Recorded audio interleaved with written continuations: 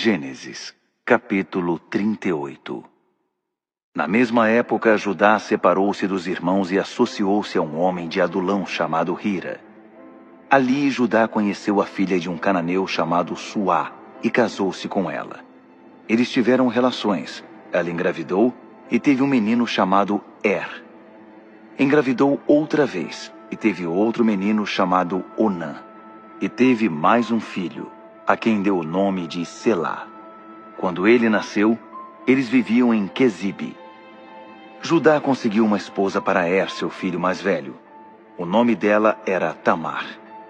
Mas Er, filho mais velho de Judá, cometeu uma ofensa muito grave contra o Eterno, e o Eterno tirou a vida dele. Então Judá disse a Onã: "Vai e deite-se com a viúva de seu irmão. É obrigação do cunhado manter viva a descendência do irmão." Mas Onã sabia que a criança não seria dele. Por isso, sempre que se deitava com a viúva, derramava o sêmen no chão, para que seu irmão não tivesse descendência. O Eterno desaprovou sua atitude e tirou a vida dele também. Então Judá interveio e disse à sua nora: "Vá viver com seu pai na condição de viúva, até que meu filho Selá fique adulto." Ele tinha medo de que Selá também acabasse morto como os irmãos. Tamar concordou e foi morar com o pai. Passado algum tempo, morreu a esposa de Judá, filha de Suá. Terminado o período de luto, Judá e seu amigo Hira, de Adulão, foram tosquear ovelhas em Tímna. Alguém disse a Tamar: "Seu sogro foi tosquear ovelhas em Tímna." Ela tirou as roupas de viúva, pôs um véu para se disfarçar e sentou-se à entrada de Enaim, que fica no caminho para Tímna. A essa altura, Selá já havia crescido, e ela percebeu que jamais iria se casar com ele. Judá viu Tamar e supôs que fosse uma prostituta, porque ela havia coberto o rosto com um véu. Ele foi até onde ela estava e disse: "Quero deitar com você." Ele não tinha a menor ideia de que falava com sua nora. Ela perguntou: "Como você vai me pagar?" Ele respondeu: "Vou enviar a você um cabrito do meu rebanho." Ela retrucou: "Só se você me der alguma garantia." "Que garantia você quer?" Ela disse: "Seu selo, o cordão de identificação pessoal e o cajado que você carrega." Ele entregou o que ela pediu e deitou-se com ela. Como resultado, Tamar engravidou. Depois de se deitar com o sogro, ela voltou para casa, tirou o véu e pôs de volta suas roupas de viúva. Mais tarde, Judá mandou em mãos por seu amigo de Adulão o cabrito prometido à mulher, a ser trocado pelos objetos dados em garantia. Não conseguindo encontrá-la, indagou dos homens do lugar: "Vocês sabem onde está a prostituta que costuma sentar-se à beira da estrada aqui perto de Enaim?" Eles responderam: "Nunca vimos nenhuma prostituta aqui." Hira voltou para casa e informou Judá: "Não consegui encontrá-la. Os homens do lugar disseram que nunca viram nenhuma prostituta ali." Judá disse: "Pois que ela fique com a garantia. Se continuarmos a procurar, vamos virar piada na cidade. Já cumpri minha parte do acordo, enviando o cabrito, mas você não conseguiu encontrá-la." Cerca de 3 meses depois, vieram contar a novidade a Judá. "Sua nora bancou a prostituta, e agora é uma prostituta grávida." Judá, enfurecido, ordenou aos gritos: "Tragam-na para fora e queimem-na viva!" Enquanto era arrancada de casa, ela mandou um recado para o sogro: "Estou grávida do homem a quem pertencem estas coisas. Por favor, vejam de quem elas são. Quem é o dono deste selo, do cordão e do cajado?" Judá reconheceu de imediato os objetos e disse: "Ela está com a razão. Eu é que estou errado. Eu não ia deixar que ela se casasse com meu filho Selá." E nunca mais se deitou com ela. Quando chegou a hora de dar à luz, havia gêmeos dentro dela. No momento em que estavam nascendo, um deles pôs a mão para fora, e a parteira amarrou um fio vermelho na mão do bebê, dizendo: "Este nasceu primeiro." Mas ele puxou a mão de volta e o irmão foi quem saiu. Ela disse: "Olhe que brecha para sair!" E deu a ele o nome de Pérez, brecha. Em seguida, saiu o irmão com um fio vermelho na mão. Ele recebeu o nome de Zerá, brilhante. Gênesis, capítulo 39. José foi levado para o Egito pelos ismaelitas, e ali foi comprado deles por Potifar, egípcio que era um dos oficiais do faraó e administrador da casa real. Mas o Eterno estava com José, e tudo dava certo para ele, de tal forma que acabou indo morar na casa de seu senhor egípcio. Potifar reconheceu que o Eterno estava do lado de José e abençoava tudo que o escravo fazia. Estava muito satisfeito com José, tanto que fez dele seu auxiliar pessoal e pôs sob a responsabilidade dele seus assuntos pessoais, deixando tudo nas mãos de José. Daí em diante, o Eterno passou a abençoar a casa do egípcio por causa de José. A bênção do Eterno era percebida em tudo que Potifar possuía, tanto em casa quanto nos campos.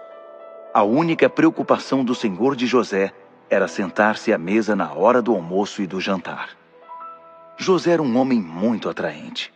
Com o passar do tempo, a esposa do seu senhor sentiu-se atraída por ele e um dia o convidou. "Deite-se comigo." Mas ele recusou e disse a ela: "Veja, meu senhor não se preocupa com nada do que acontece aqui, pois confia em mim. Ele pôs sob minha responsabilidade tudo o que possui e me trata como se eu fosse alguém do nível dele. A única coisa que ele me vetou foi você. Afinal, você é a mulher dele. Eu jamais poderia trair a confiança dele e pecar contra Deus." No entanto, ela insistia com ele dia após dia, enquanto ele se mantinha firme, recusando-se a ter um caso com ela. Certo dia ele chegou para cumprir suas tarefas, e nenhum dos que trabalhavam na casa estava presente. A mulher aproveitou-se disso e agarrou José pela capa. "Deite-se comigo", dizia ela. Mas ele deixou a capa na mão dela e saiu correndo da casa. Quando ela viu que ele havia deixado a capa e fugido, foi chamar os que trabalhavam na casa e disse: "Vejam, esse hebreu aparece aqui e, como quem não quer nada, tenta se aproveitar de nós. Ele tentou deitar-se comigo, mas eu gritei o mais alto que podia. Por causa dos meus gritos, ele deixou a capa comigo e correu para fora." Ela guardou a capa até que o senhor de José chegasse e contou a ele a mesma história.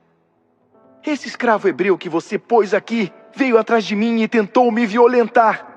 Quando comecei a gritar, ele saiu correndo e largou a capa comigo." Quando ouviu a história que sua mulher havia contado, a denúncia contra o escravo hebreu, o senhor de José ficou furioso. Ele mandou buscar José e fez que o trancassem na prisão, na qual costumavam ficar os prisioneiros do rei. Entretanto, mesmo na prisão, o Eterno ainda estava do lado de José, e a bondade divina garantiu que ele ganhasse a simpatia do chefe da carceragem, que fez de José o responsável por todos os presos, o administrador do complexo penitenciário. O chefe da carceragem deu tanta liberdade a José que nem sequer o vigiava, pois o Eterno estava do lado dele. Dessa maneira, tudo que José fazia dava certo. Gênesis, capítulo 40. O tempo passou, e aconteceu que o copeiro e o padeiro do rei do Egito ofenderam seu senhor, o rei do Egito. O faraó ficou furioso com seus 2 oficiais, o chefe dos copeiros e o chefe dos padeiros, e os pôs sob a custódia do capitão da guarda, na mesma cela em que José estava. O capitão da guarda deixou José responsável por atender às necessidades deles. O copeiro e o padeiro do rei estavam detidos havia algum tempo, e os 2 tiveram um sonho na mesma noite, cada sonho com um significado. Quando José chegou de manhã, percebeu que eles estavam aborrecidos e perguntou aos 2 oficiais do faraó, que agora eram seus companheiros de prisão: "O que aconteceu? Por que estão com essa cara abatida?" Eles responderam: Cada um de nós teve um sonho, mas não temos ninguém que nos explique o significado. José retrucou. Por acaso não é de Deus que vêm as interpretações? Contem-me os sonhos. O primeiro a contar o sonho a José foi o copeiro. No meu sonho havia uma videira com 3 galhos na minha frente. Ela brotou, floresceu e produziu uvas que amadureciam nos cachos. Eu estava segurando o copo do faraó. Então peguei as uvas e as exprimi no copo e o entreguei ao faraó. E José disse: a interpretação é a seguinte: os 3 galhos são 3 dias. Dentro de 3 dias, o faraó vai tirar você daqui. Você vai ser reintegrado a seu posto e vai servir a taça ao faraó do jeito que costumava fazer quando era o copeiro dele. Mas não se esqueça de mim quando as coisas estiverem dando certo para você. Fale de mim ao faraó e tire-me daqui. Fui sequestrado na terra dos hebreus e agora estou preso sem ter feito nada que justificasse eu ter sido jogado neste buraco. O chefe dos padeiros percebeu que a interpretação de José havia sido boa e disse: meu sonho foi assim. Havia 3 cestas de vime sobre minha cabeça. Na cesta de cima havia diversos tipos de pães e doces, e os passarinhos vinham comer da cesta que estava sobre minha cabeça. José disse: a interpretação é a seguinte: as 3 cestas são 3 dias. Dentro de 3 dias o faraó mandará cortar sua cabeça. Você será empalado, e os pássaros vão comer a sua carne. E foi o que aconteceu. 3 dias depois, foi comemorado o aniversário do faraó, e ele deu uma festa para todos os que trabalhavam para ele. O chefe dos copeiros e o chefe dos padeiros foram postos num lugar de destaque, na presença de todos os convidados. Então o faraó restituiu o chefe dos copeiros à sua antiga função. Ele voltou a servir o faraó como antes. Quanto ao chefe dos padeiros, ele mandou empalar, exatamente como José havia previsto ao interpretar os sonhos. Mas o chefe dos copeiros se esqueceu totalmente de José.